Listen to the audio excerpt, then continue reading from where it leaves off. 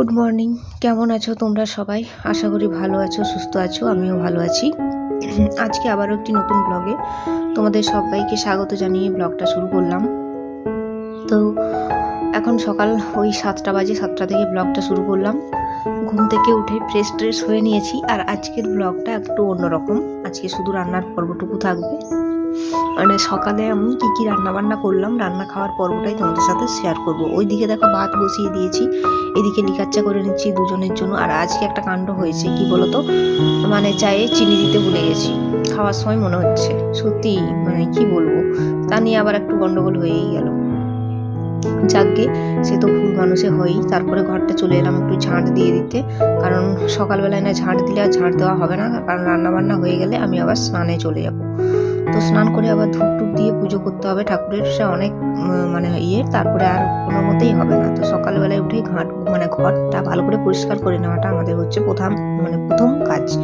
প্রত্যেকেরই সেটা কাজ হয়ে থাকে। কয়েকদিন দুদিন হলো ঘরটা কেন মোছা হয়নি, কেন বলো তো? আমি মুছিনি, ইচ্ছে করে মুছিনি। আমি একটু ঠান্ডা জল ঘাঁটতে চাইছি না। আমার দুদিন আগে খুব শরীর খারাপ হয়েছিল, তো ভাবলাম ঠান্ডাটা এই সবে সুস্থ হলো, শরীরটা একটু ঠিক হয়ে যাক, তারপরে আবার ঘরটা ভালো করে পরিষ্কার করবো। তো ঝাঁট তো প্রত্যেক দিন দিয়ে দিচ্ছি, কিন্তু আমাদের এখানে কি বলতো, ট্যাঙ্কির জল, নিজেদের পাম্প নেই যে চালিয়ে করে আমরা কাজ করবো, বা জলটা গরম করে তো সবসময় কাজ করা যায় না বল। তো তার জন্য হচ্ছে ঘরটা ঝাঁট দিয়ে নিচ্ছি। মোছা টোছার কাজটা এখন একটু অফ রেখেছি দুদিন। আর এদিকে রান্নাটা এবার দেখাই, রান্না কি হচ্ছে দেখো। লাল শাক আলু দিয়ে একটা ভাজা, মানে চচ্চড়ি করছি। রসুন দিয়েছি ফোড়ন, তার সাথে কালো সর্ষে, আর হচ্ছে শুকনো লঙ্কা নয়, সরি, কাঁচা লঙ্কা। শুকনো লঙ্কা আবার বাড়ন্ত হয়ে গেছে, দিয়ে আমার হাজব্যান্ড চলে গেল বাজারে। তো তার জন্য শাকটা এবারে ভেজে নিচ্ছি, একদম ভালো করে, একদম সুন্দর করে শুকনো করে ভেজে নিচ্ছি। আর শাক খেতে আমার কিন্তু খুব ভালো লাগে, বিশেষ করে যেই শাক হোক না কেন, শাক খেতেই খুব ভালো লাগে, কেন জানি না।